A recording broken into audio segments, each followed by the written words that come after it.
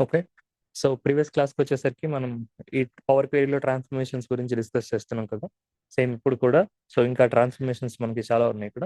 So, first అయితే మనం data source settings గురించి చూసాం. సో, ఈ డేటా సోర్స్ సెట్టింగ్స్ అనేది ఏం చేస్తుంది అంటే, మనకి పాత్‌ని మేనేజ్ చేయడం కోసం అంటే గ్లోబల్ పర్మిషన్ అండ్ పాత్‌ని అంటే పాత్ చేంజ్ చేయాలనుకుంటే చేంజ్ చేయొచ్చు. లేకపోతే ఈ కనెక్షన్ డీటెయిల్స్ ఏవైతే ఉన్నాయో అవి ఒక సర్వర్ నుంచి ఇంకో సర్వర్‌కి మీరు మ్యాప్ చేయాలంటే కూడా మీకు పాసిబుల్ అవుతుందనమాట. సో, దేనితో చేస్తాం ఇదంతా కూడా data source settings. And global పర్మిషన్స్‌లో ఏం చేయొచ్చు మనం? గ్లోబల్ పర్మిషన్స్‌లో ఏం చేయొచ్చు ఇక్కడ?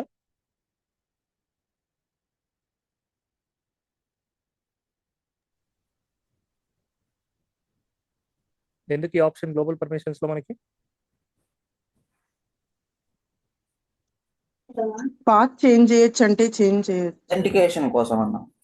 ఓకే.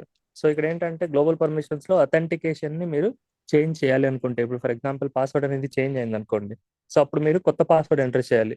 సో, ఈ సర్వర్‌కి ఇప్పుడు చేంజ్ అయింది అంటే కొత్త పాస్వర్డ్ ఎంటర్ చేయాలంటే ఎడిట్ పర్మిషన్స్ అని క్లిక్ చేసి, తర్వాత ఎడిట్ అని క్లిక్ చేసి అక్కడ మీరు పాస్వర్డ్‌ని అప్డేట్ చేసుకోవచ్చనమాట. లేదు అలా వద్దు నేను ఫస్ట్ నుంచి మళ్ళీ నేను అథెంటికేట్ చేసుకుంటాను. ఉన్న పర్మిషన్స్‌ని క్లియర్ చేయాలంటే జస్ట్ ఆ సోర్స్ ఏదైతే ఉందో దాన్ని సెలెక్ట్ చేసి క్లియర్ పర్మిషన్ క్లిక్ చేశారంటే మీకు పర్మిషన్స్ అనేటివి డిలీట్ అయిపోతాయి.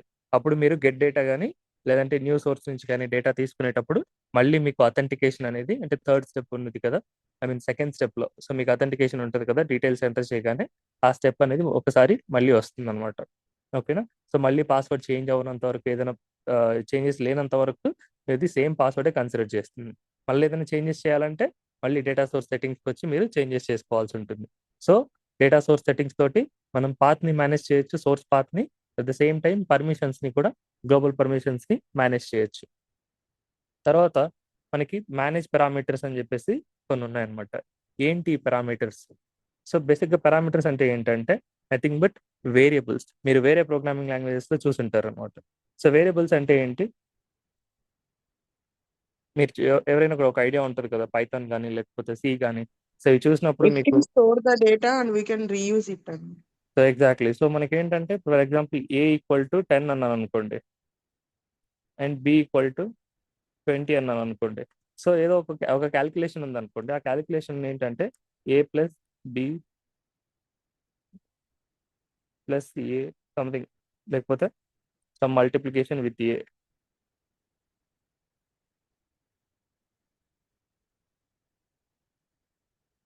సో, ఆ తర్వాత total value divided by b అనుకోండి. సో, ఇలా మనకు ఒక కాలిక్యులేషన్ అనేది ఒకటి ఉందనుకోండి. సో, ఇలాంటి కాలిక్యులేషన్స్‌కి మనకి ఎన్ నంబర్ ఆఫ్ కాలిక్యులేషన్స్ ఉన్నాయి.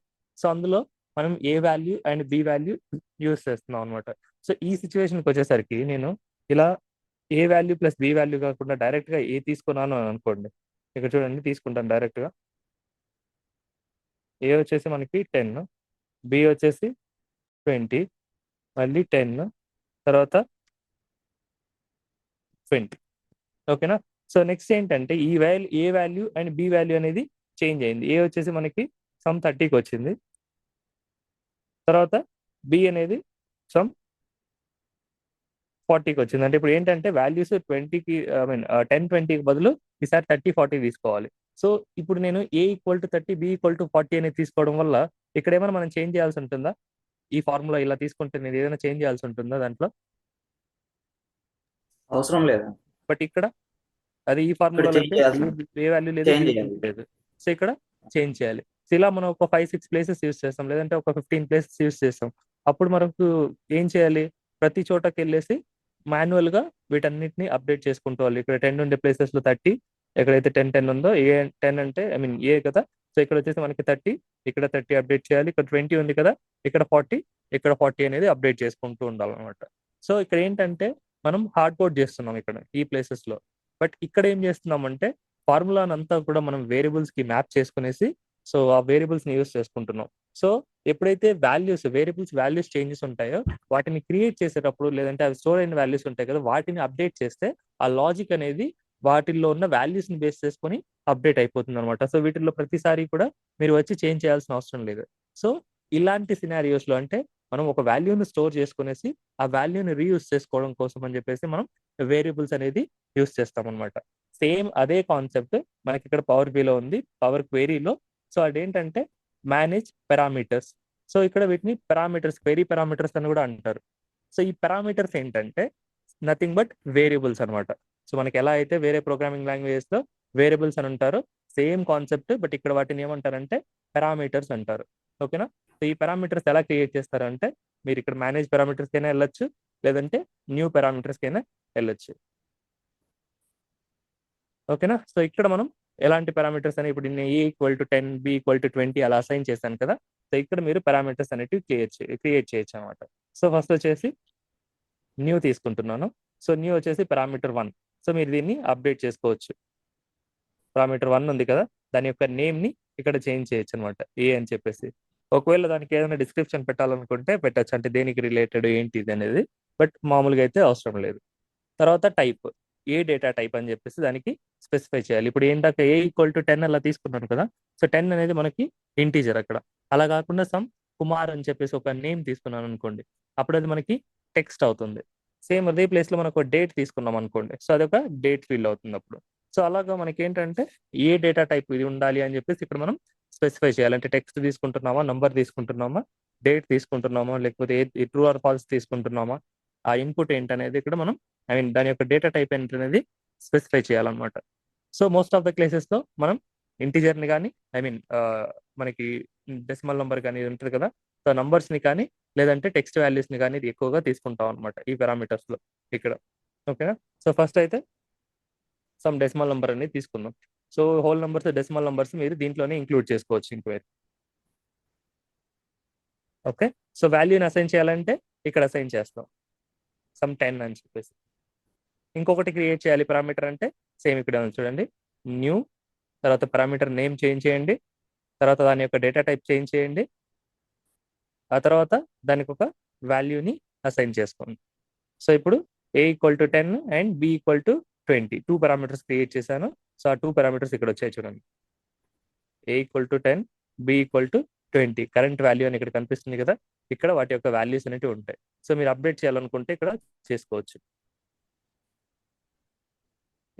B=30, A=40.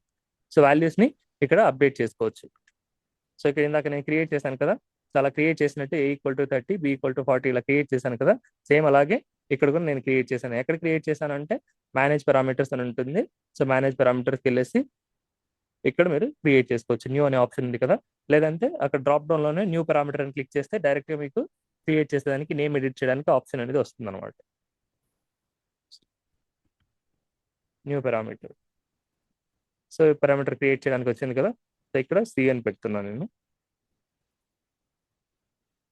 సో టెక్స్ట్ అని ఇస్తాను, లేదంటే దీని నేమ్ వచ్చేసి సర్వర్ నేమ్ అని పెడతాను.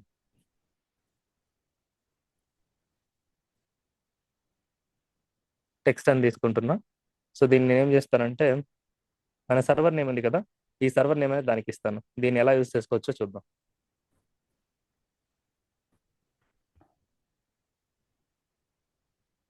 సో ఇంతకుముందు A=10, B=20 తీసుకుంటున్నా కదా, ఇప్పుడు ఏంటంటే నేను సర్వర్ నేమ్ అనేది పారామీటర్కి అసైన్ చేస్తున్నా.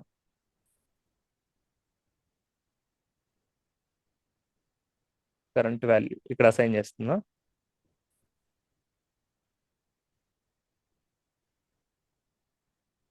ఓకే, ఓకేనా? సో ఇప్పుడు ఏలో ఏముంది, 40 ఉంది, బిలో 30 ఉంది, అండ్ మనకి ఇక్కడ దీంట్లో ఏముందంటే సర్వర్ నేమ్ అనేది ఉందన్నమాట. సర్వర్ నేమ్ అనేది ఉంది కదా, సో సర్వర్ నేమ్ అనే దాంట్లో ఆ పారామీటర్లో నేను సర్వర్ నేమ్ అనేది ఇచ్చాను. ఓకేనా? నెక్స్ట్ డేటా ఏదైనా చూస్తాం, దాన్ని ఎలా అప్లై చేయొచ్చో చెప్తాను.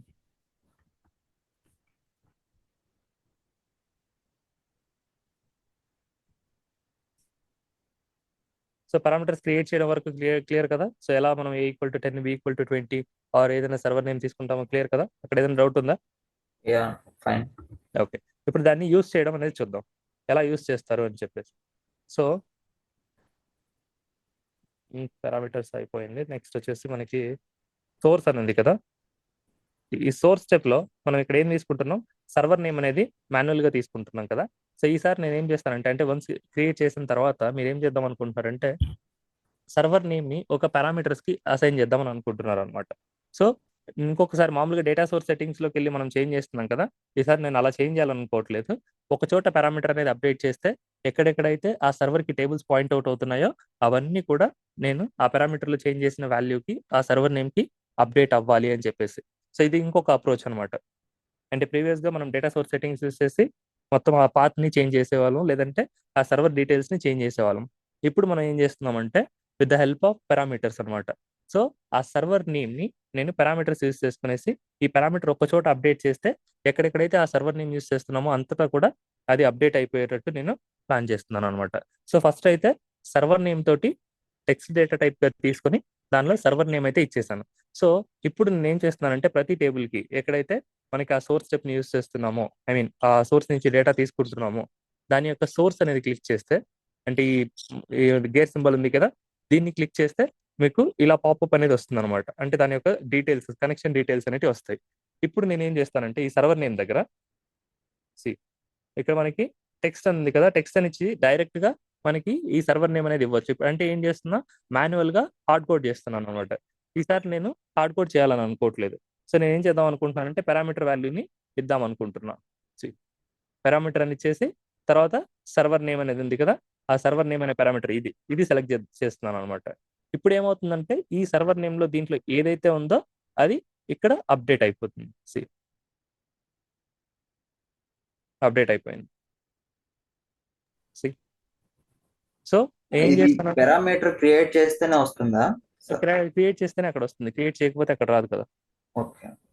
ఒక టెక్స్ట్ వాల్యూస్ మీరు ఇక్కడ క్రియేట్ చేశాను కదా ఇంతకుముందు సర్వర్ నేమ్ అని, సో అక్కడ నేను హార్డ్ కోడ్ చేయకుండా ఇది ఇచ్చాను. సో ఇక్కడ ఈ వాల్యూ అనేది మీరు అప్డేట్ చేశారనుకోండి, ఇప్పుడు వేరే ఏదైనా పెట్టారనుకోండి, సో అప్పుడు ఏంటంటే కొత్త వాల్యూకి ఐ మీన్ దానికి అప్డేట్ అయిపోయేసి ఆ కొత్త సర్వర్కి అది పాయింట్ అవుతుంది అనమాట. సో ఏ టేబుల్, ఎంప్లాయీ టెస్ట్ ఇంపోర్ట్ అనేది, ఎందుకంటే దీనికి మాత్రమే మనం పారామీటర్ యూస్ చేస్తున్నాం కాబట్టి. ఒకవేళ దీనికి కూడా యూస్ చేయాలంటే సో దీన్ని క్లిక్ చేసి సోర్స్ని క్లిక్ చేసి ఇక్కడ వచ్చేసి మనం పారామీటర్, సో ఒకటే పారామీటర్ ఉంది కాబట్టి ఆటోమేటిక్గా అది మ్యాప్ అయిపోతుంది అనమాట. ఓకేనా. సో ఒకవేళ మల్టిపుల్ పారామీటర్స్ ఉంటే మీకు సెలెక్ట్ చేసుకోవడానికి ఆప్షన్ ఉంటుంది. టెక్స్ట్ పారామీటర్ ఒకటే ఉంది కదా, సో ఎందుకంటే ఇక్కడ టెక్స్టే ఉండాలి ఖచ్చితంగా, అందుకని అది ఒకటే తీసుకుంటుంది. ఇఫ్ ఇన్ కేస్ మీరు డేటాబేస్ కూడా యూస్ చేస్తున్నారు అంటే అప్పుడు మీరు ఇక్కడ ఏబీసీ దగ్గర మళ్ళీ డేటాబేస్ కూడా ఇంకొక పారామీటర్ తీసుకున్నారు అనుకోండి, అంటే అక్కడ ట్రైనింగ్ అని చెప్పేసి ఇంకో డేటాబేస్ ఉంది కదా, సో దాన్ని కూడా మీరు తీసుకుంటున్నారు అని అనుకోండి, అప్పుడు మీరు దాన్ని ఇంకొక పారామీటర్లోకి తీసుకునేసి ఇక్కడ ఆ పారామీటర్ని డేటాబేస్ అని ఉంటుంది కదా, సో దాన్ని సెలెక్ట్ చేసుకునే పారామీటర్ని సెలెక్ట్ చేసి ఇక్కడ మీరు సర్వర్ నేమ్కి బదులు ట్రైనింగ్ అనేది డేటాబేస్ ఉంది కదా, డేటాబేస్ పారామీటర్ ఇచ్చేస్తే మీకు సర్వర్ నేమ్కి డేటాబేస్కి రెండు కూడా మ్యాప్ అయిపోతాయి అనమాట. సో ఈ కేసులో మనం ఎలాంటి క్వెరీ రాయట్లేదు కాబట్టి మనకి డేటాబేస్ అనేది అవసరం లేదు. క్వెరీ రాస్తున్నప్పుడు మాత్రం డేటాబేస్ కంపల్సరీ. సో ఆ డేటాబేస్ని మీరు ఇక్కడ స్పెసిఫై చేయాలి, ఏదర్ హార్డ్ కోడ్ చేస్తారా లేదంటే త్రూ పారామీటర్ చేస్తారా చూడండి. సో త్రూ పారామీటర్ చేస్తే మనకు అప్డేట్ చేసుకోవడానికి ఈజీ ఉంటుంది. ఎప్పుడైనా సరే మనకి సోర్స్ అనేది చేంజ్ అయినప్పుడు ఒక చోట పారామీటర్కి అప్డేట్ చేస్తే అది చేంజ్ అయిపోతుంది అనమాట. సో ఇది one of the use case for parameters. ఓకేనా. సో మనం సోర్స్ని మేనేజ్ చేసుకోవచ్చు, అంటే సోర్స్ని మనం స్టోర్ చేసుకునేసి ఆ సోర్స్ని మనం అప్డేట్ చేయాలని అనుకుంటే మనకి దీంతో పాసిబుల్ అవుతుంది అనమాట. ఈ పారామీటర్ తోటి పాసిబుల్ అవుతుంది. Source names, source credentials, source details అన్ని సేవ్ చేసుకునేసి మనం మాన్యువల్గా కాకుండా, అంటే ఒక్కసారిగా మనం అప్డేట్ చేయాలి ఒకేసారి అన్నిట్లోనూ, అంటే ఎక్కడైతే ఆ సోర్స్ యూస్ చేస్తున్నామో అన్నిట్లోనూ ఒకేసారి సోర్స్ని అప్డేట్ చేయాలి అంటే మీరు ఈ పారామీటర్స్ యూస్ చేసుకొని అప్డేట్ చేయొచ్చు. ఇది ఒక యూస్ కేస్ మనకి పారామీటర్స్కి. ఓకేనా. సో ఇప్పుడు ఇంకొక యూస్ కేసు డిస్కస్ చేద్దాం. 1 minute నాకు టైం ఇవ్వండి, కాల్ వస్తుంది.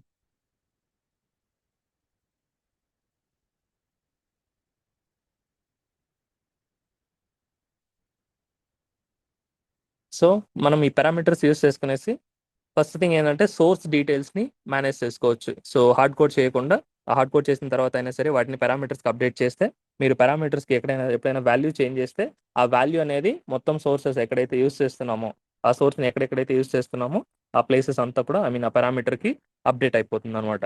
సో అది ఒక యూస్ కేసు. రెండో కేసు ఏంటంటే మనం వాటిని ఫిల్టర్స్ లాగా కూడా వాడుకోవచ్చు. అంటే ఒక టేబుల్ మీద మీరు ఏదైనా ఫిల్టర్స్ అప్లై చేయాలని అనుకోండి, సో అప్పుడు మీరు ఇలా హార్డ్ కోడ్ చేయకుండా మీరు ఈ పారామీటర్స్ యూస్ చేసుకునేసి వాటిని అప్డేట్ చేయొచ్చు అనమాట. సో అదొక ఎగ్జాంపుల్ చెప్తాను. సో మనకి ఈ డేటా ఉంది కదా, సో ఈ డేటాలో 30 to 40 మధ్యలో ఉండే సాలరీ డీటెయిల్స్ కావాలి అని అనుకోండి, ఫిల్టర్ చేద్దాం అని అనుకుంటున్నాం, లేదంటే 30 పైన ఉన్నవి కానీ లేకపోతే 30 బిలో ఉన్నవి కానీ ఇలాంటివి ఏదైనా కూడా ఫిల్టర్ చేద్దామని అనుకుంటున్నాం. ఓకేనా? సో అప్పుడు మీరు ఏంటంటే ఫిల్టర్స్ని అప్లై చేయాలంటే ఇక్కడ ఉంది కదా, మీరు ఇదర్ ఎంప్లాయీ నేమ్ని బేస్ చేసుకొని అప్లై చేస్తున్నారా, శాలరీ బేస్ చేసుకొని అప్లై చేస్తున్నారా ఏంటనేది ఫస్ట్ మీరు క్రైటీరియా డెవలప్ చేసుకోవాలి. ఫిల్టర్ చేయాలి అంటే నా క్రైటీరియా ఏంటంటే ఈ కేసులో నేను శాలరీ డీటెయిల్స్ అనేటివి 30,000 పైన ఉన్న రికార్డ్స్ అన్ని కూడా ఫిల్టర్ చేద్దామని అనుకుంటున్నా. సో టోటల్ 13 రికార్డ్స్ ఉన్నాయి కదా, ఈ 13 రికార్డ్స్లో ఎవరికైతే 30,000 అంటే ఎక్కువ ఉందో 30,000 కంటే ఎక్కువ ఉందో శాలరీ, వాళ్ళ రికార్డ్స్ మాత్రమే మాకు కావాలి, మిగతా ఎంప్లాయీ డీటెయిల్స్ అవసరం లేదు అని చెప్పేసి నా రిక్వైర్మెంట్ అనమాట. అప్పుడు నా రిక్వైర్మెంట్ అనేది ఈ రిక్వైర్మెంట్ని సాటిస్ఫై చేయడానికి ఫిల్టర్ నేను దేని మీద అప్లై చేయాలి అప్పుడు ఈ 3 కాలమ్స్లో. సో శాలరీ మీద ఫిల్టర్ అప్లై చేయాలి. సో ఈ డ్రాప్ డౌన్ క్లిక్ చేయండి. బిఫోర్ దట్ ఫస్ట్ మనం ఇఫ్ ఇన్ కేస్ ఫస్ట్ అయితే మనం త్రూ పారామీటర్ కాకుండా డైరెక్ట్గా చేద్దాం, తర్వాత పారామీటర్ యూస్ చేస్తే చెప్తాను. ఓకేనా? సో ఈ డ్రాప్ డౌన్ క్లిక్ చేస్తే మీకు నంబర్ ఫిల్టర్స్ అని ఒక ఆప్షన్ వస్తుంది. సో ఇక్కడ మీకు ఆప్షన్స్ ఉంటాయి, లైక్ ఈక్వల్స్, లేకపోతే డస్ నాట్ ఈక్వల్, లేదంటే greater than or equal to, less than or equal to, between. So మనం ఇప్పుడు ఏది సెలెక్ట్ చేసుకోవాలి చెప్పండి? 30,000 కంటే ఎక్కువ ఉండాలి అంటే greater than 30. Obviously greater than. So greater than select చేసి ఇక్కడ గ్రేటర్ దాన్ ఉంది కదా, తర్వాత ఇక్కడ ఎంత ఇవ్వాలి వాల్యూ? 30,000 అనమాట. సో 30,000 అని ఇస్తే డేటా అనేది 30,000 కంటే ఎక్స్ట్రా ఉన్న రికార్డ్స్ అన్ని కూడా ఫిల్టర్ అయిపోతాయి. ఓకేనా? సో రేపు వచ్చేసి ఇది ఇప్పుడు ఇలాగ మీరు ఫిల్టర్ యూస్ చేశారు కదా, సో ఇదే కేస్ని ఇదే శాలరీ డీటెయిల్స్ని మీరు వేరే చోట కూడా అప్డేట్ చేశారని అనుకోండి, అంటే ఒక 3-4 ప్లేసెస్లో మీరు ఈ పారామీటర్ని దీన్ని యూస్ చేస్తారు అనుకోండి, 30,000 అనే క్రైటీరియాని. సో ఇప్పుడు మీకు వచ్చేసి క్రైటీరియా అనేది ఇప్పుడు 40,000కి చేంజ్ అయింది. అప్పుడు మీరు ఏం చేయాలి? మళ్ళీ ప్రతి టేబుల్కి వెళ్ళేసి ఈ ఫిల్టర్డ్ రోస్ అనేది ఉంది కదా, సో దీని పక్కన ఆ గేట్ సింబల్ క్లిక్ చేసి అక్కడ మీరు 30,000 కాకుండా ఈసారి 40,000 అనేది అప్డేట్ చేసుకోవాలి. సో ఇలా మాన్యువల్గా ప్రతి చోటికి వెళ్ళి మీరు అప్డేట్ చేయాలన్నమాట. సో ఇలా కాకుండా మనకి వేరే ఏదైనా అప్రోచ్ ఉందా అంటే మనం ఏంటంటే పారామీటర్స్ అనేవి యూస్ చేసుకునేసి ఈ ఫిల్టరింగ్ కాన్సెప్ట్ని కూడా కంప్లీట్ చేయొచ్చు అనమాట. అంటే ఇక్కడ అప్డేట్ చేస్తే ఈ పారామీటర్స్కి అప్డేట్ చేస్తే ఎక్కడెక్కడైతే ఆ పారామీటర్స్ యూస్ చేస్తున్నామో ఆ వాల్యూస్ అన్ని కూడా ఫిల్టర్ అవుట్ అయిపోయేటట్టు మనం ప్లాన్ చేయొచ్చు. ఎలా అంటే ఇప్పుడు ఏ ఉంది కదా, సో ఏకి వచ్చేసి నేను వాల్యూ ఇస్తాను, 30,000 అనేది ఇస్తాను. ఓకేనా? సో పారామీటర్ వాల్యూ అనేది తీసుకున్నా. సో ఈసారి నేను ఫిల్టర్ అవుట్ చేసేటప్పుడు హార్డ్ కోడ్ చేయకుండా పారామీటర్ని యూస్ చేసుకునేసి ఫిల్టర్ అవుట్ చేస్తాను. ఎలా చేస్తానంటే సో ఇక్కడ ఏం చేస్తాం, number filters, then greater than, then so ఇక్కడ ఏముంది చూడండి, సో గ్రేటర్ దాన్ అని ఉంది కదా, సో ఇక్కడ నేను వాల్యూ ఎంటర్ చేయడానికి ఆప్షన్ ఉంది. ఈసారి వాల్యూ ఎంటర్ చేయకుండా ఇక్కడ డ్రాప్ డౌన్ క్లిక్ చేసి పారామీటర్ అని చెప్పేసి సెలెక్ట్ చేస్తాను. సో పారామీటర్ సెలెక్ట్ చేసి మనకి 2 పారామీటర్స్ ఉన్నాయి, న్యూమరికల్ పారామీటర్స్, ఎందుకంటే నంబర్ కాలం కాబట్టి. సో నంబర్ కాలం కాబట్టి మనకి ఓన్లీ నంబర్ పారామీటర్స్ మాత్రమే ఇక్కడ కనిపిస్తాయి. ఇంతకుముందు సర్వర్ నేమ్కి చూస్తే ఓన్లీ సర్వర్ నేమ్ మాత్రమే కనిపించేది, ఎందుకంటే అది టెక్స్ట్ పారామీటర్ కాబట్టి, అది టెక్స్ట్ని యాక్సెప్ట్ చేస్తుంది కాబట్టి. సో ఇక్కడికి వచ్చేసరికి మనకి 2 నంబర్ పారామీటర్స్ ఉన్నాయి. ఇందులో వాల్యూ మనకి దేంట్లో ఉంది? ఏలో ఉందా, బిలో ఉందా?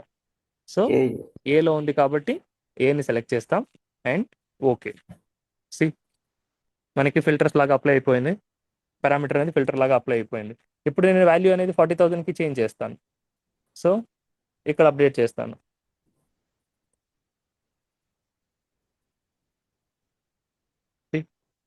మోర్ దెన్ 40,000 ఉన్న రికార్డ్స్ అన్ని కూడా నాకు ఫిల్టర్ అయిపోయాయి. సో ఇప్పుడు మనం పారామీటర్స్ యూస్ చేసుకొని ఏం చేయొచ్చు?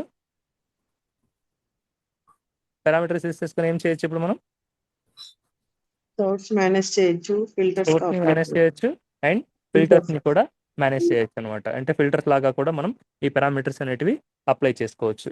సో మేజర్గా అయితే ఇవి కాన్సెప్ట్స్ అనమాట. పారామీటర్స్కి ఎందుకు యూజ్ అవుతాయి అంటే ఫిల్టర్స్గా కానీ, సోర్స్ని కానీ అప్డేట్ చేయడం కోసం కానీ, లేకపోతే ఇంకెక్కడైనా సరే మీరు పాత్ని కానీ వేరే ఎక్కడైనా సరే మీరు అడ్వాన్స్ ఎడిటర్ అని ఒకటి ఉంటుంది, అక్కడ మీరు ఏదైనా వాల్యూస్ ఎంటర్ చేయకుండా మీరు అంటే హార్డ్ కోడ్ చేసే వాల్యూస్ ఏవైతే ఉంటాయో వాటిని మీరు పారామీటర్స్కి అసైన్ చేసుకోవచ్చు అనమాట. అంటే అక్కడ డైరెక్ట్గా వాల్యూస్ ఎంటర్ చేయకుండా పారామీటర్ క్రియేట్ చేసి పారామీటర్ అనేది అక్కడ ఇచ్చారంటే ఎప్పుడైనా సరే మీరు పారామీటర్ని అప్డేట్ చేసుకోవచ్చు అనమాట. సో అప్పుడు అక్కడ కూడా ఆటోమేటిక్గా ఈ పారామీటర్ వాల్యూ యూస్ చేసుకునేసి ఆ కొత్త క్యాల్కులేషన్ ట్రాన్స్ఫర్మేషన్ అక్కడ క్రియేట్ చేస్తుంది అనమాట. క్లియరా? పారామీటర్స్ అంటే ఏంటి? Parameters are nothing but variable. So it will store the value and we can reuse those values. Values means we can use the parameter. So if you update the parameter value, so everywhere wherever we are using the parameter, so the value will be updated according to that. The transformation or calculation will be work. It will work based on that. So ఇది parameters. Next వచ్చేసి so refresh preview అని ఉంది కదా. So ఇదేం లేదు, ఇది just మనకి ఒక్కొక్క టేబుల్కి, ఫర్ ఎగ్జాంపుల్ ఇక్కడ క్వెరీ 2 ఉంది, edit permission. So some times ఇట్లా పర్మిషన్ అడుగుతుంది, రన్ చేయండి, ఎందుకంటే పాస్వర్డ్ అప్డేట్ చేసినప్పుడు కానీ డిలీట్ చేసినప్పుడు కానీ ఇలా వస్తాయి, లేదంటే వేరే వాళ్ళ ఫైల్ మీరు ఓపెన్ చేసినప్పుడు మీకు ఇలా వస్తాయి అనమాట. సో అప్పుడు మీరు రన్ చేయడం కోసం పర్మిషన్ అనేది ఇవ్వాల్సి ఉంటుంది. ఇలా వార్నింగ్ సింబల్ వచ్చినప్పుడు దాన్ని వెరిఫై చేయాలి. సో ఇప్పుడు చూడండి, ఒక్కొక్క టేబుల్ని మీరు ఒక్కొక్కసారి రిఫ్రెష్ చేయాలి అంటే, అంటే మీరు ప్రివ్యూ ఉంది కదా, అంటే పవర్ క్వెరీ ఎడిటర్లో మొత్తం ప్రివ్యూనే ఉంటుంది, కంప్లీట్ డేటా కాదు ఎప్పుడు కూడా. ఓకేనా. సో 1000 రికార్డ్స్ లోపు ఉంటే అది కంప్లీట్ డేటా ఉన్నట్టు డేటాలో.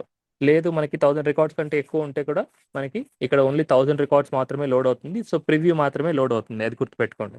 అండ్ ఇక్కడ ఏదైనా ఒక టేబుల్ యొక్క ప్రివ్యూని మీరు మళ్ళీ రీఫ్రెష్ చేయాలనుకుంటున్నారు అంటే, ఇప్పుడు ఫర్ ఎగ్జాంపుల్ ఆల్రెడీ నేను టేబుల్ లోడ్ చేసేసాను, బట్ రీసెంట్గా చేంజెస్ యాడ్ అయ్యాయి, జస్ట్ బిఫోర్ చేంజెస్ యాడ్ అయ్యాయి.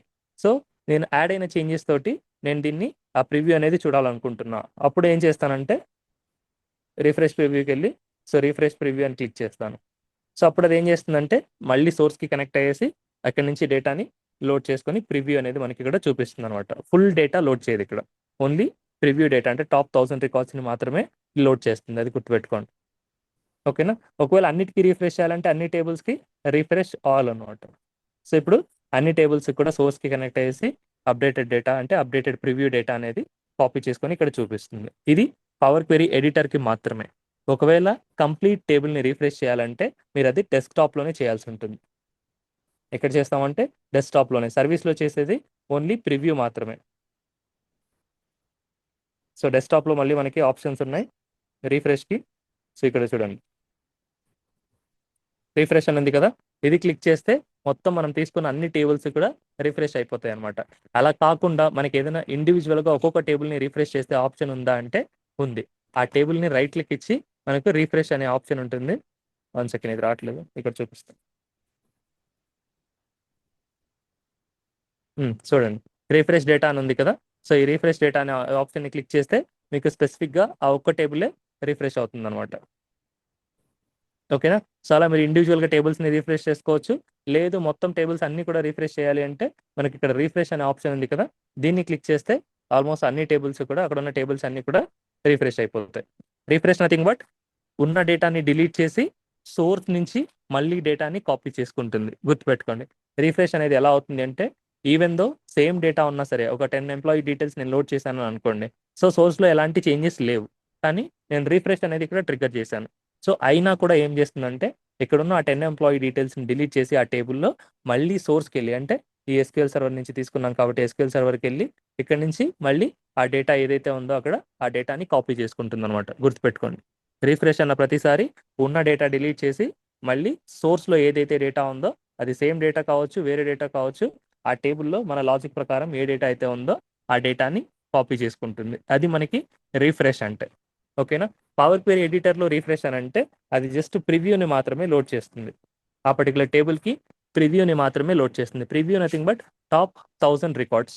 సో లెస్ దాన్ దట్ ఉంటే కంప్లీట్ డేటా వస్తుంది, లేదంటే ఓన్లీ టాప్ 1000 రికార్డ్స్ మాత్రమే మనకి ఇక్కడ ప్రివ్యూ అనేది చూపిస్తుంది. ఇది డెస్క్టాప్కి అప్లికబుల్ కాదు. ఓకేనా. మీరు ఏదైనా ట్రాన్స్ఫర్మేషన్స్ అనేవి అప్లై చేస్తే అప్పుడు ఆ ట్రాన్స్ఫర్మేషన్స్ అప్లై అయ్యేటప్పుడు ఏంటంటే మొత్తం ఆ టేబుల్ని రీఫ్రెష్ చేయడానికి ట్రై చేస్తుంది అనమాట, అది క్లోజ్ అండ్ అప్లై చేసినప్పుడు. మనం ఏవైతే ట్రాన్స్ఫర్మేషన్స్ చేసామో అవన్నీ కూడా అప్లై అయిపోయేసి ఆ పర్టికులర్ టేబుల్స్ అనేవి రీఫ్రెష్ అవుతాయి అనమాట. సో ట్రాన్స్ఫర్మేషన్స్ అనేవి అప్లై అయినట్టున్నాయి. ఓకేనా. సో ఇప్పుడు మళ్ళీ మనం ట్రాన్స్ఫర్మేషన్స్ అప్లై చేసి డెస్క్టాప్లోకి వచ్చాం. సో మళ్ళీ పవర్ క్వెరీకి వెళ్ళాలంటే ట్రాన్స్ఫార్మ్ డేటా. ఓకేనా. ఇప్పటివరకు క్లియర్ కదా. సో మేనేజ్ పారామీటర్స్ అంటే పారామీటర్స్ యూస్ చేసుకునేసి మనం సోర్స్ని మేనేజ్ చేయొచ్చు, సోర్స్ని అప్డేట్ చేసుకోవచ్చు, లేదంటే ఎక్కడైతే హార్డ్ కోడెడ్ వాల్యూస్ ఉంటాయో ఆ హార్డ్ కోడెడ్ వాల్యూస్కి బదులు మనం ఈ పారామీటర్స్ అనేటివి యూస్ చేసేయచ్చు.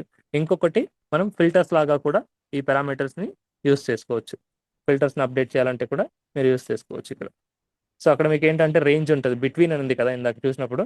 సో బిట్వీన్ నథింగ్ బట్ మీరు స్టార్టింగ్ వాల్యూ లేకపోతే ఎండింగ్ వాల్యూ రెండు ఇస్తే ఆ రెండింటి యొక్క మధ్యలో వాల్యూస్ అనేటివి ఫిల్టర్ అయ్యేటట్టు చెప్పొచ్చు అనమాట. ఈక్వల్స్ అని ఇచ్చాను అనుకోండి, అప్పుడు ప్రతి రోకి వెళ్ళి కంపేర్ చేస్తుంది. ఇది ఒకటి ఏంటంటే మనకి మొత్తం ఓవరాల్గా కాదనమాట, ప్రతి రోకి వెళ్ళి కంపేర్ చేస్తుంది. ఆ క్రైటీరియా మ్యాచ్ అయిందా అప్పుడు మనకి వాల్యూ వస్తుంది అనమాట. ఫర్ ఎగ్జాంపుల్ ఇప్పుడు చూడండి, నంబర్ ఫిల్టర్స్ ఈక్వల్స్ అని పెట్టానంటే చూడండి, ఈక్వల్స్ 200 అని పెడతాను. సో అప్పుడు అవుట్పుట్ ఏమొస్తుంది చెప్పండి నాకు.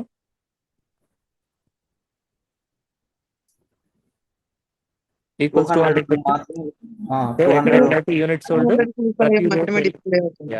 ప్రతి రోకి వెళ్ళి అది చెక్ చేస్తుంది. ఎక్కడైతే 200 మ్యాచ్ అవుతుందో ఆ వాల్యూస్ ని మాత్రమే రిటర్న్ చేస్తుంది. సో ఒకటే ఉంది కాబట్టి ఒకటే రికార్డ్ అనేది ఇక్కడ వచ్చింది అనమాట. సో ఒకవేళ అది కాకుండా మనకి లెస్ దాన్ పెడితే లెస్ దాన్ తీసుకోవచ్చు, less than are less than or equal to అంటే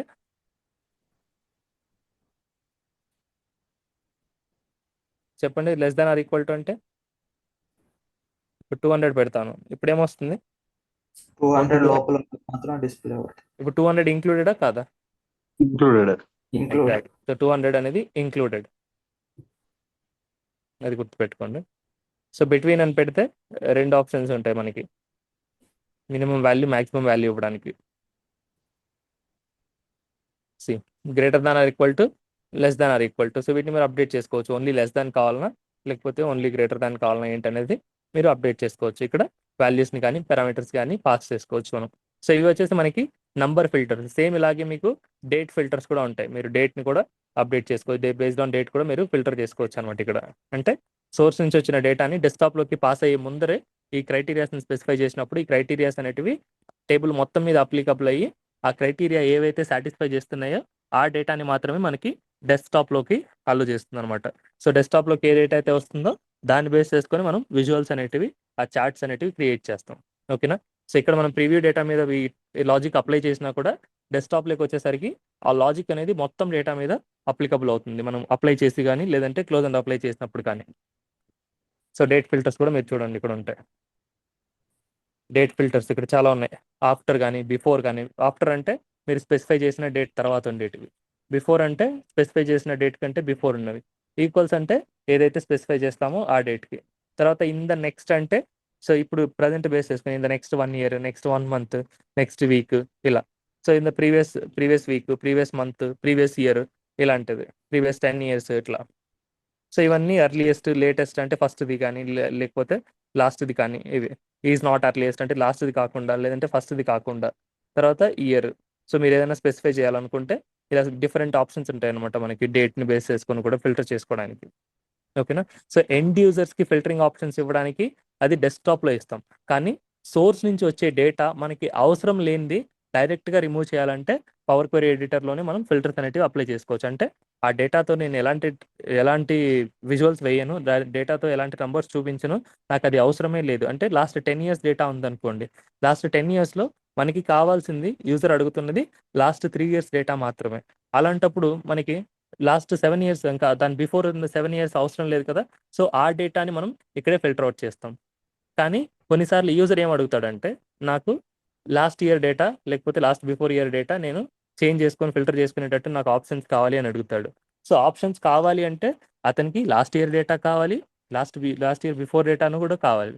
కానీ మనం ఏం చేస్తున్నామంటే ఇక్కడ ఏం చేస్తామంటే లాస్ట్ 7 దాని బిఫోర్ 7 yearsని రెస్ట్రిక్ట్ చేస్తాం, కానీ లాస్ట్ 3 years అతనికి ఏదైతే అవసరమో దాన్ని రెస్ట్రిక్ట్ చేయం.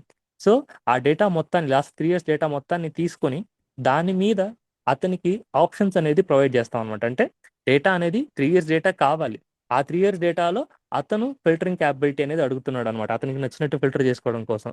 ఎందుకంటే ఇవి ఇంటరాక్టివ్ రిపోర్ట్స్ కాబట్టి. సో అప్పుడు అతనికి అవసరం ఉంది కాబట్టి సో 3 years డేటా తీసుకునేసి మనం డెస్క్టాప్లో ఏం చేస్తామంటే అతనికి ఫిల్టరింగ్ క్యాపబిలిటీ అనేది ఇవ్వడానికి ట్రై చేస్తాం. అతనికి ఏ ఇయర్ కావాలంటే ఆ ఇయర్ సెలెక్ట్ చేసుకొని అక్కడ ఫిల్టర్ అవుట్ చేసుకుంటాడు. సో ఎండ్ యూజర్స్కి ఆప్షన్స్ ప్రొవైడ్ చేసేటప్పుడు మనం పవర్ క్వెరీ ఎడిటర్లో రెస్ట్రిక్ట్ చేయకూడదు అనమాట. అలా కాకుండా ఇప్పుడు మనకు 10 years చెప్పినప్పుడు last 3 years data end user మనం ఫిల్టర్ అవుట్ చేసుకోవాలనుకుంటున్నాడు అతనికి కావాల్సినట్టు. బట్ లాస్ట్ 7 years ఏదైతే ఉందో దాని బిఫోర్ ఉన్న 7 years అనేది కంప్లీట్గా అవసరం లేదు, అతను ఫిల్టర్ అవుట్ చేయాలని అనుకోవట్లేదు, అసలు ఫస్ట్ అది చూడాలని కూడా అనుకోవట్లేదు. సో అలాంటి డేటాని మనం కంప్లీట్గా ఎక్స్క్లూడ్ చేయొచ్చు. అది ఎక్కడ ఎక్స్క్లూడ్ చేయొచ్చు అంటే ఏదైనా మనం క్వైరీ రాసేటప్పుడు వేర్ డేట్ అని చెప్పేసి గ్రేటర్ దాన్ అని చెప్పేసి ఆ డేట్ని వచ్చేసి మీరు స్పెసిఫై చేయొచ్చు. లేదు అని అంటే ఇక్కడ పవర్ క్వెరీ ఎడిటర్కి వచ్చి ఈ డేట్ ఫిల్టర్స్ ఉంటాయి కదా, ఈ డేట్ ఫిల్టర్స్ అన్ని అప్లై చేస్తే ఈ గ్రేటర్ దాన్ అని చెప్పేసి ఆ ఇయర్ కాలం ఏదైతే ఉందో గ్రేటర్ దాన్ సమ్ 2010 సంథింగ్ ఏదో ఉంటుంది కదా, ఆ వాల్యూని స్పెసిఫై చేశారనుకోండి, ఆర్ పారామీటర్ని స్పెసిఫై చేశారనుకోండి, డేటా అంతా కూడా ఆ తర్వాత డేట్ నుంచి మనం ఫిల్టర్ అవుట్ అయ్యేటట్టు చూసుకోవచ్చు. తర్వాత డెస్క్టాప్లో అతనికి ఆ వచ్చిన 3 ఇయర్స్లో ఏ ఇయర్కి అతను ఫిల్టర్ చేసుకోవాలనుకుంటున్నాడో ఆ ఇయర్ని మనం సెలెక్ట్ చేసుకునేటట్టు డైనమిక్గా ఆప్షన్స్ అనేటివి ప్రొవైడ్ చేస్తాం అనమాట. సో ఇక్కడ మనం డిసైడ్ అయ్యేది ఏంటంటే ఎప్పుడు ఫిల్టర్స్ అప్లై చేస్తామంటే సోర్స్ నుంచి వచ్చే డేటాలో మనం ఎంతవరకు యూస్ చేస్తామో డెస్క్టాప్లో అంతవరకే ఇక్కడ ఫిల్టర్ అవుట్ అయిపోయేటట్టు ప్లాన్ చేసుకోవచ్చు అనమాట. సో దీనివల్ల ఏంటంటే మనకు కొంచెం పర్ఫార్మెన్స్ అనేది ఇంక్రీజ్ అవుతుంది. అంటే ఎంతవరకు డేటా కావాలో అంతవరకే తీసుకున్నామంటే. ఇప్పుడు అలా కాదని చెప్పేసి నేను 10 ఇయర్స్ అనేది కంప్లీట్గా తీసుకున్నాను అనుకోండి అప్పుడు, సో అది ఖచ్చితంగా ప్రాబ్లం క్రియేట్ అవుతుంది అంటే పర్ఫార్మెన్స్ అనేది ఇష్యూ అవుతుంది. అందుకని ఎంతవరకు కావాలో అంత డేటా తీసుకుంటాను. ఆన్ టాప్ ఆఫ్ దట్ అతను ఏ ఫీచర్స్ అయితే అడుగుతున్నాడో ఆ ఫీచర్స్ని నేను ప్రొవైడ్ చేస్తాను అనమాట. ఓకేనా. సో అలాంటి సినారియోస్లో మీరు ఈ ఫిల్టరింగ్ కాన్సెప్ట్స్ అనేవి యూస్ చేసుకోవచ్చు. అది మనకి డేట్ కాలం మీదైనా సరే, నంబర్ కాలం మీదైనా సరే, లేదంటే కొన్నిసార్లు టెక్స్ట్ కాలమ్స్ కూడా ఫిల్టర్ అవుట్ చేసుకోవచ్చు. టెక్స్ట్ కాలమ్స్ ఎలా ఫిల్టర్ అవుట్ చేసుకోవచ్చు అంటే ఇక్కడ కూడా మనకి డిఫరెంట్ ఆప్షన్స్ ఉన్నాయి. చూడండి, ఏదైనా ఒక ఫైనాన్షియల్స్ 2 సో ప్రోడక్ట్ ఉంది కదా. సో ఇందులో మేబీ ఒక ప్రోడక్ట్కి డీటెయిల్స్ కావాలి మీకు, వీటీటీ కానీ వీలో కానీ ఓన్లీ ఒక ప్రోడక్ట్ డీటెయిల్స్ మీరు డెస్క్టాప్లోకి పంపించాలనుకుంటున్నారు. సో మిగతా ప్రోడక్ట్ డీటెయిల్స్ అనేవి అవసరం లేదు. అప్పుడు ఏం చేయొచ్చు అంటే టెక్స్ట్ ఫిల్టర్స్. సో ఇక్కడ ఉంది చూడండి, ఈక్వల్స్ కానీ, డస్ నాట్ ఈక్వల్స్ కానీ, బిగిన్స్ విత్ కానీ, డస్ నాట్ బిగిన్స్ విత్ అంటే ఏతో స్టార్ట్ అయ్యేవి కానీ, లేకపోతే బీతో స్టార్ట్ అయ్యేవి కానీ, లేకపోతే ఎండ్స్ విత్ ఏదైనా లెటర్తో ఎండ్ అయ్యేటివి కానీ.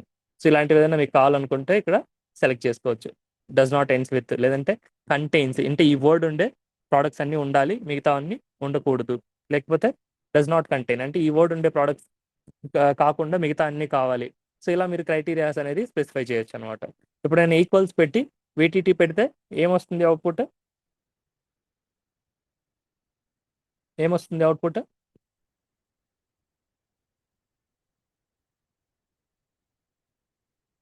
ఇప్పుడు ఈక్వల్స్ నేను ప్రోడక్ట్ మీద ఫిల్టర్ చేస్తున్నాను, ప్రోడక్ట్ ఈక్వల్ టు వీటీటీ అని పెట్టాను. ఇప్పుడు ఏమొస్తుంది అవుట్పుట్ నాకు?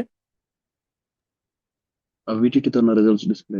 ఎగ్జాక్ట్లీ. సో ఎవ్రీ రోకి వెళ్ళేసి మనకి వీటీటీతో కంపేర్ చేస్తుంది. సో ప్రోడక్ట్ నేమ్ ఎక్కడెక్కడైతే వీటీటీతో మ్యాచ్ అవుతుందో ఆ రికార్డ్ని ఉంచుతుంది, మిగతా అన్నిటిని కూడా ఫిల్టర్ అవుట్ చేసేస్తుంది. సో వేరే ఏ రికార్డ్ కూడా మీకు ఇక్కడ రాదు. చూడండి, సో ప్రయాస్ స్టెప్లో చూస్తే ఇక్కడ మీకు అన్నీ ఉన్నాయి, కల్టరా కానీ, మోంటర్నా కానీ, ప్యాసివ్ కానీ, లేకపోతే వీలో కానీ, వీటీటీ, అంబ్రెల్లా, సో ఇవన్నీ ఉన్నాయి మీకు ఇక్కడ. బట్ నెక్స్ట్ స్టెప్ వచ్చేసరికి ఓన్లీ వీటీటీని కనిపిస్తున్నాయి. ఎందుకంటే నేను ఇక్కడ ఫిల్టర్ ఆప్షన్ అప్లై చేశాను, అంటే టెక్స్ట్ ఫిల్టర్స్ అప్లై చేశాను. అండ్ టెక్స్ట్ ఫిల్టర్స్లో కూడా ఈక్వల్ టు వీటీటీ. సో ఈ క్రైటీరియా ఏదైతే మ్యాచ్ అవుతుందో ఆ రికార్డ్ని మాత్రమే అవుట్పుట్కి అలో చేస్తుంది అనమాట, అదర్వైజ్ ఫిల్టర్ అవుట్ అయిపోతుంది. సో ఈ డేటా ఇప్పుడు నేను క్లోజ్ అండ్ అప్లై చేసినప్పుడు ఫైనాన్షియల్స్ 2 కదా, సో డెస్క్టాప్లోకి వచ్చేసరికి ఓన్లీ వీటీటీ ఇన్ఫర్మేషన్ మాత్రమే ఉంటుంది ఫైనాన్షియల్స్ 2లో. 109 రికార్డ్స్ అప్డేటెడ్ అని వస్తుంది. సో ఫైనాన్షియల్స్ 2కి వెళ్ళి చెక్ చేద్దాం. ఓన్లీ మనకి వీటీటీ డేటా మాత్రమే కనిపిస్తుంది ఇక్కడ. ఓకేనా. ఆన్ టాప్ ఆఫ్ దట్ మీరు ఇంకా విజువలైజేషన్ చేయాలని అనుకుంటే మీరు చేసుకోవచ్చు. బట్ ఇది గుర్తుపెట్టుకోవాల్సింది ఏంటంటే ఓన్లీ వీటీటీ ఇన్ఫర్మేషన్ మాత్రమే ఉంది ఇక్కడ. సో ఇలా మనం ఏంటంటే ఫిల్టర్స్ అనేటివి అప్లై చేసుకోవచ్చు. So text filters, date filters or number filters. So మన క్రైటీరియాని బట్టి ఏ టైప్ ఆఫ్ ఫిల్టర్ అప్లై చేయాలో మీరు యూస్ చేసుకోవచ్చు. సో ఆ ఫిల్టర్స్ని మీరు హార్డ్ కోడ్ చేయకుండా పారామీటర్స్ అనేవి యూస్ చేసుకుంటే మీకు అప్రోచ్ అనేది బాగుంటుంది అనమాట. నెక్స్ట్, సో ఇంకా రిఫ్రెష్ ప్రివ్యూ చూసాం కదా.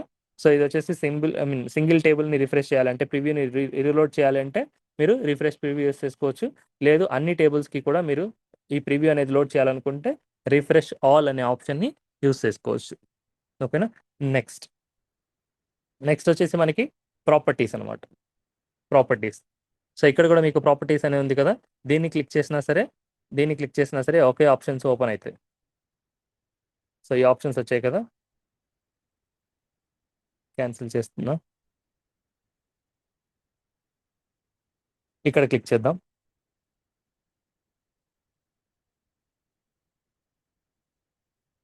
సేమ్ ఆప్షన్స్ వచ్చాయి చూడండి. సో ఈ ఆప్షన్స్ ఏంటంటే ఒక్కొక్క టేబుల్కి సపరేట్ ఉంటాయి అనమాట. సో ఇప్పుడు నేను క్లిక్ చేసిన ఆప్షన్స్ ఏ టేబుల్కి సంబంధించినవి?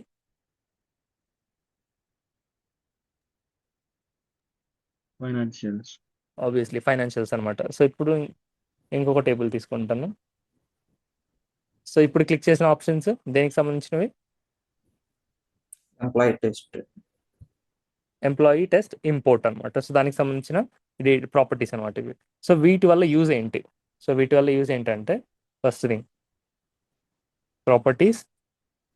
మీరు ఇప్పుడు నేమ్ అనేది చేంజ్ చేసుకోవాలి అని అనుకుంటే ఇక్కడ చేంజ్ చేసుకోవచ్చు. ఓకేనా? నేమ్ అనేది ఇప్పుడు ఫైనాన్షియల్స్ అనేది కదా, ఫైనాన్షియల్స్ 2నో 3నో ఏదైనా అప్డేట్ చేయాలనుకుంటే అప్డేట్ చేసుకోవచ్చు. అండ్ ఆ టేబుల్ యొక్క డిస్క్రిప్షన్ ప్రొవైడ్ చేయాలనుకుంటే ప్రొవైడ్ చేయొచ్చు. ఓకేనా? సో ఈ రెండింటి కోసం అయితే మనం ఇక్కడికి రావాల్సిన అవసరం లేదు, డైరెక్ట్గా మనం ఇక్కడ చేసుకోవచ్చు. ఇక్కడ నేమ్ అప్డేట్ చేసుకోవాలనుకుంటే చేసుకోవచ్చు, లేదంటే ఇక్కడ డబుల్ క్లిక్ ఇచ్చి ఇక్కడైనా చేసుకోవచ్చు, లేదంటే డెస్క్టాప్లో అయినా సరే డేటా దగ్గర డబుల్ క్లిక్ ఇచ్చి అక్కడ కూడా రీనేమ్ చేసుకోవచ్చు. రైట్ క్లిక్ కానీ డబుల్ క్లిక్ కానీ ఇచ్చి చేంజ్ చేసుకోవాలనుకుంటే నేమ్స్ని అప్డేట్ చేసుకోవచ్చు అనమాట. సో అది ప్రాబ్లం కాదు. సో ఇంకా మనకి అడిషనల్ ఆప్షన్స్ ఉన్నాయి. డిస్క్రిప్షన్స్ అనేవి మనం మాక్సిమం ప్రొవైడ్ చేయము. సో ఈ రేర్ కేసెస్ ఎవరైనా అడిగితే ప్రొవైడ్ చేస్తాం. నేనైతే ఇంతవరకు ఎప్పుడు కూడా డిస్క్రిప్షన్ అనేది ప్రొవైడ్ చేయలేదు. సో ఎందుకంటే ఆ టేబుల్ అనేది తెలిసిపోతుంది, టేబుల్ నేమ్ చదివినప్పుడే అది ఏ టైప్ ఆఫ్ టేబుల్ అనేది మనకి తెలిసిపోతుంది. సో అలాంటప్పుడు మళ్ళీ స్పెసిఫిక్గా డిస్క్రిప్షన్స్ అనేది అవసరం లేదనమాట. ఎవరు కూడా దీన్ని రెఫరెన్స్గా తీసుకోరు. ఓకే, ఎండ్ యూజర్స్కి దీంతో అవసరం లేదనమాట. ఇవన్నీ కూడా డెవలపర్ ఆప్షన్స్. సో వేరే డెవలపర్ ఓపెన్ చేసినప్పుడు ఈ టేబుల్ దేనికి సంబంధించింది అని చెప్పేసి మీరు ఏదైనా చెప్పాలని అనుకుంటే అప్పుడు మీరు డిస్క్రిప్షన్స్ అనేవి ప్రొవైడ్ చేయొచ్చు అనమాట. సో యాజ్ ఆఫ్ నౌ ఇవి అవసరం లేదు, జస్ట్ ఆ టేబుల్ యొక్క డిస్క్రిప్షన్ అది. ఓకేనా? తర్వాత 2 ఆప్షన్స్ ఉన్నాయి మళ్ళీ. Enable load to report including report refresh. So second option చూడండి, ఈజీగా చెప్తారు మీరు. ఇది నేను ఆఫ్ చేశాను, ఓకే క్లిక్ చేశాను. సో డెస్క్టాప్కి వచ్చాను. ఇప్పుడు ఏం జరుగుతుంది చెప్పండి?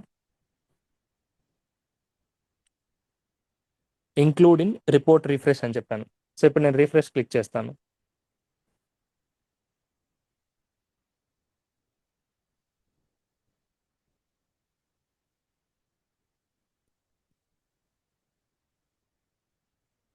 చెప్పండి నాకు ఏం జరుగుతుంది ఇక్కడ? ఆప్షన్ ఏంటది? ఇంక్లూడింగ్ రిపోర్ట్ రీఫ్రెష్ అంటే ఏంటి? జస్ట్ గెస్ చేయండి, పర్లేదు. మనం ప్రిపేర్ చేసిన ఫైనల్ రిపోర్ట్ లో కూడా ఇంక్లూడ్ చేయాలి ఈ రిక్వెస్ట్. ఓకే, ఇంకా ఎనీ అదర్ థాట్స్? జస్ట్ ఆ స్పెసిఫిక్ టేబుల్కి మాత్రమే సంబంధించింది నేను టర్న్ ఆఫ్ చేసిన ఆప్షన్. ఆ టేబుల్ మాత్రమే రీఫ్రెష్ అవుతుంది. ఆ టేబుల్ మాత్రమే రీఫ్రెష్ అవ్వదు, ఎందుకంటే నేను ఇక్కడ ఆఫ్ చేశాను కాబట్టి. ఇంక్లూడింగ్ రిపోర్ట్ రీఫ్రెష్ అనేది ప్రీవియస్గా ఆన్లో ఉంది. సో నేను డెస్క్టాప్లో రీఫ్రెష్ చేస్తున్నా కదా, అట్లా మనం ఏంటంటే రీఫ్రెష్ చేస్తున్నప్పుడు ఏదైనా సర్వీస్లో కానీ లేకపోతే ఇక్కడ కానీ రీఫ్రెష్ చేసినప్పుడు నేను ఈ ఆప్షన్ అనేది టర్న్ ఆఫ్లో ఉందనుకోండి, ఇక్కడ అన్చెక్ చేశాను అంటే ఈ ఆప్షన్ అనేది అన్చెక్ చేసినప్పుడు అది మనకి రీఫ్రెష్ అనేది అవ్వదు అనమాట. అది గుర్తుపెట్టుకోండి, ఇంక్లూడింగ్ రిపోర్ట్ రీఫ్రెష్. సో ఏ కేసెస్లో మనం ఇది చేయొచ్చు? ఇంక్లూడ్ రిపోర్ట్ రిఫ్రెష్ అనేది ఎందుకు టర్న్ ఆఫ్ చేయొచ్చు అంటే, ఇప్పుడు ఇందాక చెప్పాను కదా, రీఫ్రెష్ అనేది క్లిక్ చేసినప్పుడు ఏం జరుగుతుంది అంటే సోర్స్లో అప్డేట్ అయ్యిందా లేదా, అంటే అప్డేటెడ్ డేటా ఉందా లేదా అదంతా ఇది కన్సిడర్ చేయదు రీఫ్రెష్ అనేది క్లిక్ చేసినప్పుడు. సో ఇక్కడ ఎన్ని రికార్డ్స్ ఉన్నాయంటే మనకు ఈ సోర్స్ని మనం తీసుకుంటున్నప్పుడు 700 రికార్డ్స్ ఉన్నాయి. నావిగేషన్కి వెళ్ళి చూస్తే ఈ 700 రికార్డ్స్ ఉన్నాయి. సో ఇది ఏం చేస్తుందంటే రిఫ్రెష్ అనేది క్లిక్ చేసినప్పుడు డెస్క్టాప్లో కానీ సర్వీస్లో కానీ ఈ ఉన్న 700 రికార్డ్స్ని కంప్లీట్గా ఇక్కడ డిలీట్ చేస్తుంది. తర్వాత ఇది ఏ సోర్స్ నుంచి అయితే వస్తుందో, అంటే ఎక్సెల్ పాత్ నుంచి వస్తుంది కదా, ఈ ఎక్సెల్ పాత్లో ఈ ఫైనాన్షియల్స్ అనే షీట్ ఉంది కదా, దానికి మళ్ళీ కనెక్ట్ అయ్యేసి అందులో ఉన్న డేటా మొత్తాన్ని మళ్ళీ కాపీ చేసుకుంటుంది. అది సేమ్ ఉండని లేకపోతే అప్డేటెడ్ ఉండని వాట్ ఎవర్ డేటా అక్కడ సోర్స్లో ఏదైతే ఉందో అది మొత్తాన్ని కూడా కాపీ చేస్తుంది. సో ఇప్పుడంటే నాకు 700 రికార్డ్స్ ఉన్నాయి, ప్రాబ్లం లేదు. ఫ్యూచర్లో నాకు 1 lakh రికార్డ్స్ ఉన్నాయి అనుకోండి, 1 lakh రికార్డ్స్ ఉన్నాయి అండ్ మీకు ఒక కాన్ఫిడెన్స్ అయితే ఉంది, అంటే మీకు ఒక క్లారిటీ అయితే ఉంది, ఆ టేబుల్ ఇంకా ఎప్పటికీ అప్డేట్ అవ్వదు, అంటే సోర్స్లో దానికి ఎలాంటి చేంజెస్ అనేటివి ఉండవు. సో ఇప్పుడు 1 lakh రికార్డ్స్ లోడ్ అవడానికి మనకి 15 to 20 minutes పడితే, సో నేను ఎవ్రీ టైం రిపోర్ట్ అనేది రీఫ్రెష్ చేయాల్సినప్పుడు, అంటే మిగతా టేబుల్స్ కూడా ఉంటాయి కదా, వాటిల్లో చేంజెస్ ఉంటాయి అని చెప్పేసి నేను రీఫ్రెష్ చేయాల్సి వస్తుంది అనమాట. అలాంటప్పుడు అలా రీఫ్రెష్ అనేది క్లిక్ చేసినప్పుడు ఈ టేబుల్ కూడా నాకు రీఫ్రెష్ అవుతుంది. ఈ ఫైనాన్షియల్ ఏదైతే 1 lakh రికార్డ్స్ ఉన్నాయో ఈ టేబుల్ కూడా రీఫ్రెష్ అవుతుంది. సో ఈ టేబుల్కి సోర్స్లో ఏమైనా చేంజెస్ ఉన్నాయా అంటే చేంజెస్ అనేటివి లేవన్నమాట. సో అలాంటప్పుడు నేను రీఫ్రెష్ చేసిన ప్రతిసారి కూడా మిగతా టేబుల్స్తో పాటు ఈ టేబుల్ కూడా నాకు అప్డేట్ అవుతుంది. సో అలాంటప్పుడు నాకు అడిషనల్గా ఇంకొక 15 minutes అనేది పడుతుంది అనమాట ఈ టేబుల్ని లోడ్ చేసుకోవడం కోసం. సో డేటా సేమ్ ఉన్నప్పుడు నేను అదే డేటాని మళ్ళీ రీలోడ్ చేసినంత మాత్రం నాకు ఏదైనా స్కోప్ ఉందా అంటే ఏమైనా యూజ్ ఉందా అంటే ఏమీ లేదు. ఏమవుతుంది, ఇంకా రిసోర్సెస్ అనేది కన్జ్యూమ్ అయిపోయి నా టైం ఇంకా వేస్ట్ అవుతుంది అనమాట. సో నేను 100% కాన్ఫిడెంట్, అంటే ఫ్యూచర్లో ఎప్పుడు కూడా ఆ టేబుల్లో డేటా అనేది చేంజ్ అవ్వదు అనమాట. అలాంటప్పుడు దాన్ని పదే పదే రీఫ్రెష్ చేస్తూ ఉండడంలో ఎలాంటి అర్థం లేదు. సో అలా మీకు ఏదైనా ఒక టేబుల్ అనేది తెలుసు అని అనుకోండి, అలాంటి టేబుల్స్కి మీరు ఏం చేయొచ్చు అంటే ఈ ఇంక్లూడ్ ఇన్ రిపోర్ట్ రిఫ్రెష్ అని ఉంది కదా, దీన్ని ఏదో రైట్ క్లిక్ ఇస్తే మీకు ఇక్కడైనా వస్తుంది, లేదంటే ప్రాపర్టీస్కి వెళ్ళేసి ఇక్కడైనా సరే మీరు ఆఫ్ చేసుకోవచ్చు అనమాట. సో దీనివల్ల ఇది ఏం చేస్తుందంటే మీరు రీఫ్రెష్ అనేది హిట్ చేసినప్పుడు అది సోర్స్ని కాంటాక్ట్ అవ్వదు, పవర్ క్వెరీలో కాంటాక్ట్ అవుతుంది. బట్ మీకు పవర్ బై డెస్క్టాప్లో కానీ సర్వీస్లో కానీ ఆ పర్టికులర్ టేబుల్ కోసం అది సోర్స్ని కాంటాక్ట్ అవ్వదు అనమాట. అంటే ఆ డేటా అనేది రీఫ్రెష్ అవ్వదు, సేమ్ డేటానే కంటిన్యూ అవుతుంది అనమాట. సో అలా మనకు కొన్నిసార్లు పర్ఫార్మెన్స్ అనేది కన్సర్న్ ఉన్నప్పుడు ఏవైనా టేబుల్స్ మనకి సోర్స్లో ఇంకెప్పటికీ అప్డేట్ అవ్వవు అని మనం తెలిస్తే ఆ టేబుల్స్కి మనం రీఫ్రెష్ అనేది ఆఫ్ చేస్తాం అనమాట. ఎక్కడ చేస్తాము అని అంటే పవర్ క్వెరీ ఎడిటర్లో ప్రాపర్టీస్ని క్లిక్ చేస్తే అక్కడ మీకు ఇంక్లూడ్ ఇన్ రిపోర్ట్ రిఫ్రెష్ అనే ఆప్షన్ ఉంది కదా, ఈ ఆప్షన్ని ఆఫ్ చేస్తాం అనమాట. క్లియరా? సో ఏదైనా టేబుల్కి రిపోర్ట్ని రీఫ్రెష్ అనేది ఆఫ్ చేయాలి అంటే మనం ఈ ఇంక్లూడ్ ఇన్ రిపోర్ట్ రిఫ్రెష్ అనే ఆప్షన్ని ఆఫ్ చేస్తే సరిపోతుంది. ఎందుకు ఆఫ్ చేస్తామంటే సోర్స్లో మనకి ఎలాంటి చేంజెస్ ఉండవు అని చెప్పి కాన్ఫిడెంట్గా తెలిస్తే అప్పుడు మనం చేంజ్ చేసుకోవచ్చు అనమాట. సో అది మనకి చెప్తారు ఈ టేబుల్లో మనకి చేంజెస్ ఉండవు అని చెప్పేసి వాళ్ళు మనకి అప్డేట్ చేస్తారు. సో అలాంటప్పుడు మనం ఆ టేబుల్ని పదే పదే రీఫ్రెష్ చేయాల్సిన అవసరం లేదు, వన్ టైం లోడ్ చేస్తే సరిపోతుంది. సో రిపోర్ట్ అనేది ఒకసారి రీఫ్రెష్ చేసి ఆ టేబుల్ని మనం పబ్లిష్ చేసిన తర్వాత పబ్లిష్ చేసేటప్పుడు అది ఆఫ్ చేస్తే సరిపోతుంది అనమాట. ఓకేనా? ఏదో డెవలప్ చేసేటప్పుడు కూడా మనం ఆఫ్ చేసుకుంటే సరిపోతుంది. వన్స్ రిపోర్ట్ అంతా కంప్లీట్ అయిన తర్వాత దాన్ని ఆన్ చేసి ఒకసారి రిపోర్ట్ రీఫ్రెష్ చేసి తర్వాత మళ్ళీ దాన్ని ఆఫ్ చేసి అప్పుడు మీరు సర్వీస్లోకి పబ్లిష్ చేయొచ్చు. సో అలాగా మనం రిపోర్ట్ రిఫ్రెష్ని ప్రివెంట్ చేయొచ్చు దేనితోటి, ఇంక్లూడ్ ఇన్ రిపోర్ట్ రిఫ్రెష్ అనే ఆప్షన్ తోటి. క్లియర్ కదా? ఏమైనా డౌట్ ఉందా, ఇక్కడ కన్ఫ్యూజన్ ఉందా ఎవరికైనా? జస్ట్ సింపుల్గా చెప్పాలంటే ఒక టేబుల్ యొక్క రీఫ్రెష్ని ఆఫ్ చేయాలి అంటే మనం ఎక్కడ చేస్తాం, ప్రాపర్టీస్లో ఇంక్లూడ్ ఇన్ రిపోర్ట్ రిఫ్రెష్ అనే ఆప్షన్ ఉంటుంది, దాన్ని ఆఫ్ చేసేస్తే దాని యొక్క రీఫ్రెష్ అనేది ఆగిపోతుంది. మనం ఎన్నిసార్లు మనం రీఫ్రెష్ చేసినా సరే డెస్క్టాప్లో అయినా సర్వీస్లో అయినా సరే ఆ టేబుల్ అనేది ఇంకా రీఫ్రెష్ అవ్వదు, సేమ్ డేటా దాంట్లో ఉంటుంది అనమాట. క్లియరా? నెక్స్ట్ ఇంకొక ఆప్షన్ ఉంది. ఇంకొక ఆప్షన్ ఏంటంటే enable load to report. So ఇక్కడ మనకి ఫైనాన్షియల్స్ అనే టేబుల్ ఉంది కదా, సో ఇక్కడ కూడా ఫైనాన్షియల్స్ అనే టేబుల్ ఉంది. Power query editor. సో ఇదే టేబుల్కి ప్రాపర్టీస్లో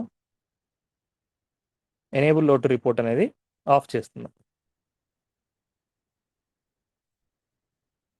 సో ఇక్కడ చదవండి, disabling load will remove the table from the report and any visuals that use this column will be broken. ఓకేనా? దీని మీనింగ్ అనేది చూద్దాం. సో ఫస్ట్ అయితే ఓకే చేసి క్లోజ్ అండ్ అప్లై చేస్తున్నాం.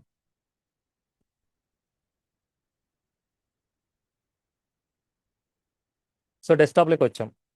ఇప్పుడు మీకు ఫైనాన్షియల్స్ అనే టేబుల్ కనిపిస్తుందా? లేదన్నా, మిస్ అయింది. సో ఆ టేబుల్ అనేది మిస్ అయింది. సో ఫస్ట్ పాయింట్ అనేది అక్కడ కవర్ అయింది, ఆ టేబుల్ అనేది రిపోర్ట్లోకి యాడ్ అవ్వదు అని చెప్పేసి ఫస్ట్ పాయింట్ ఉంది కదా. సో ఆ పాయింట్ అనేది ఇక్కడ మనకి కనిపిస్తుంది, అంటే ఆ టేబుల్ అనేది కంప్లీట్గా మనకి ఇక్కడ పవర్ బై డెస్క్టాప్లోకి రాదు. సో టేబుల్ని మనం పవర్ బై డెస్క్టాప్లోకి రాకుండా ప్రివెంట్ చేయొచ్చు దేంతో, ఎనేబుల్ లోడ్ టు రిపోర్ట్ అనే ఆప్షన్ ఆఫ్ చేస్తే ఆ టేబుల్ అనేది పవర్ బై డెస్క్టాప్లోకి లోడ్ అవ్వదు. ఓకేనా? తర్వాత సెకండ్ పాయింట్ ఉంది కదా, సో ఆ సెకండ్ పాయింట్కి మనం చూద్దాం, ఏదైనా విజువల్స్ వేసామా? ఓకే, ఇక్కడ చూడండి, మనకి ఇక్కడ రిపోర్ట్ రావట్లేదు. ఎందుకు రావట్లేదు గెస్ చేస్తారా? ఆ విజువల్ అనేది రావట్లేదు. ఎందుకు రావట్లేదు? లోడ్ ఆఫ్ చేసాం మనం. సో మనం ఇక్కడ ఏం చేస్తున్నామంటే ఈ రిపోర్ట్ని క్రియేట్ చేసేటప్పుడు, అంటే ఈ రిపోర్ట్ ఆ టేబుల్ని తీసుకునేసి మనం ఏం చేస్తామంటే ఈ విజువల్ క్రియేట్ చేస్తాం అనమాట. స్టార్టింగ్లో మీకు గుర్తుంటే దానిలోంచి కంట్రీని, దాంట్లోంచి సేల్స్ని తీసుకునేసి మనం ఇక్కడ ఈ విజువల్ అనేది క్రియేట్ చేసాం.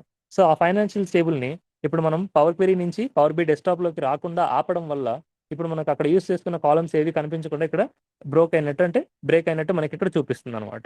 సో ఆ టేబులే లేనప్పుడు ఆ విజువల్ అనేది ఎలా వస్తుంది? ఆ టేబుల్ అనేది డెస్క్టాప్లోకి రాకుండా ప్రివెంట్ చేసాం అనమాట. సో అలా టేబుల్ రానప్పుడు మనకి ఇక్కడ విజువల్ అనేది బ్రేక్ అవుతుంది. సో అదే మనకి అక్కడ సెకండ్ పాయింట్ అనమాట.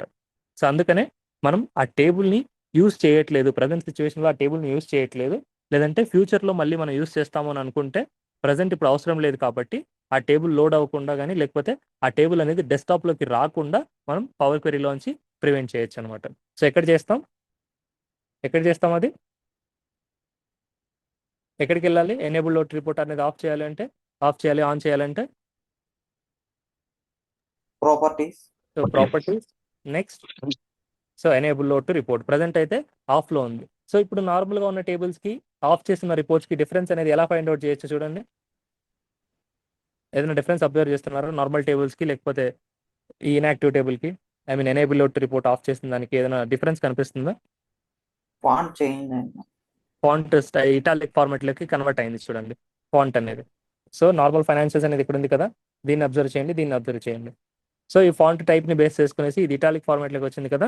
సో ఇలా మీరు ఐడెంటిఫై చేయొచ్చు ఏది ఇన్యాక్టివ్లో ఉంది, ఐ మీన్ దేనికి ఎనేబుల్ లోడ్ టు రిపోర్ట్ అనేది ఆఫ్ చేశారు అనేది మీరు ఇక్కడ ఐడెంటిఫై చేయొచ్చు అనమాట. సో సింపుల్గా టేబుల్ని డెస్క్టాప్లోకి రాకుండా ప్రివెంట్ చేయాలి అంటే మనం ఈ ఎనేబుల్ లోడ్ టు రిపోర్ట్ అనే ఆప్షన్ని యూస్ చేసుకోవచ్చు అనమాట. సో మళ్ళీ ఆన్ చేయాలంటే సో ఆ టేబుల్ని క్లిక్ చేసి properties enable load to report.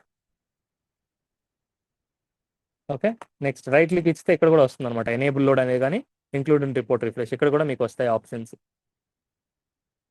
So next close and apply. So apply చేసి డెస్క్టాప్కి వస్తుంది. సో కొన్నిసార్లు రివర్ట్ అవుతాయి, కొన్నిసార్లు రివర్ట్ అవ్వవు. సో అది మనం చెప్పలేము, అందుకే చెక్ చేసుకోవాలి. ఇన్యాక్టివ్ చేసే ముందరే చెక్ చేసుకోవాలి వాటి మీద ఏమైనా డిపెండెన్సీస్ ఉన్నాయా లేదా అని చెప్పేసి. సో ప్రజెంట్ అయితే వచ్చింది, కంట్రీ ఉంది, సేల్స్ ఉంది. సో ఇది ఎక్కడి నుంచి వచ్చింది అంటే ఫైనాన్షియల్స్ అనే టేబుల్ నుంచి వచ్చింది. సో ఇప్పుడు ఆ ఫైనాన్షియల్స్ టేబుల్ ఇక్కడ కనిపిస్తుంది కాబట్టి ఇక్కడికి వచ్చింది కాబట్టి మళ్ళీ మనకి ఈ విజువల్ అనేది బ్యాక్ వచ్చింది. అదర్వైజ్ మనకి ఈ విజువల్ అనేది బ్రేక్ అవుతుంది అనమాట. ఆ టేబుల్ అనేది మనం ప్రివెంట్ చేస్తే ఎనేబుల్ లోడ్ టు రిపోర్ట్ అనేది ఇది బ్రేక్ అవుతుంది.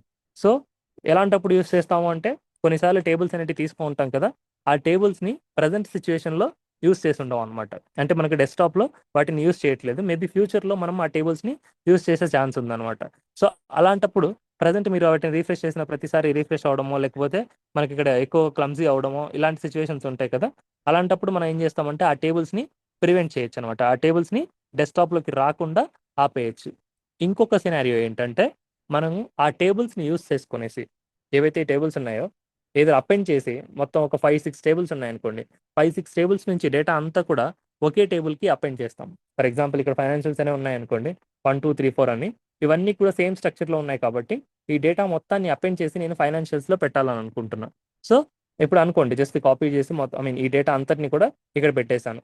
సో ఈ టేబుల్ ఒక్కదాన్ని యాక్సెస్ చేస్తే చాలు, నాకు మొత్తం ఇందులో ఉన్న డేటా అంతా కూడా ఒకదాని కింద ఒకటి పెట్టేశాను కాబట్టి లైక్ 700 రికార్డ్స్ ఇలా పెట్టాను కాబట్టి మొత్తం డేటా ఇందులోనే ఉంది. సో దీన్ని బేస్ చేసుకొని నేను విజువల్స్ అనేటివి క్రియేట్ చేయాలన్నమాట ఇప్పుడు మొత్తం డేటాతోటి. అలాంటప్పుడు మనకి ఈ టేబుల్స్తో అవసరం ఉందా?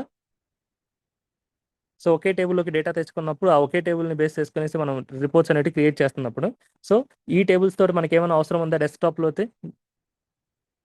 ఉండదు. సో అలాంటి టేబుల్స్ ఏవైతే ఉంటాయో అంటే డిపెండెంట్స్ ఇప్పుడు వీటిని బేస్ చేసుకొని ఆల్రెడీ ఒక డెరైవ్డ్ టేబుల్ క్రియేట్ చేశాం కదా, సో ఈ టేబుల్స్తో మనం డెస్క్టాప్లో ఎలాంటి ఆపరేషన్స్ చేయట్లేదు అనమాట. సో అలాంటప్పుడు వీటిని డెస్క్టాప్లోకి రాకుండా మనం ఈ ఎనేబుల్ లోడ్ రిపోర్ట్ అనే ఆప్షన్ని ఆఫ్ చేసి ప్రివెంట్ చేయొచ్చు అనమాట.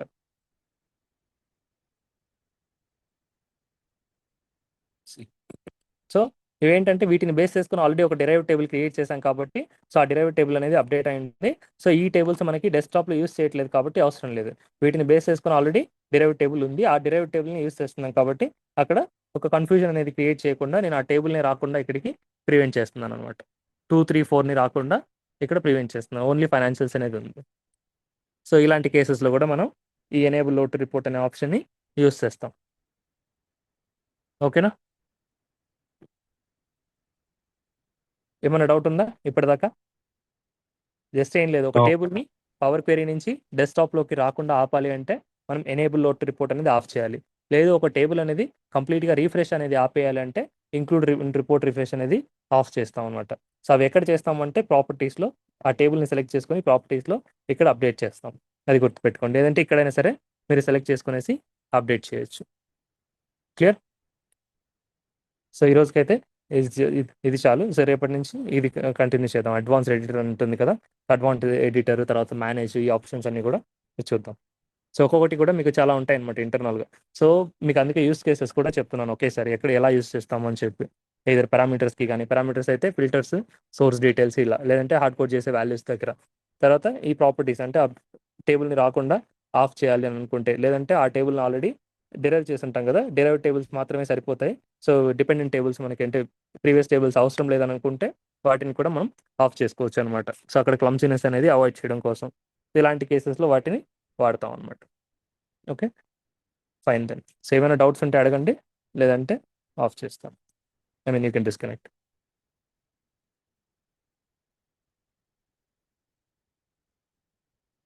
Okay guys, thank you all.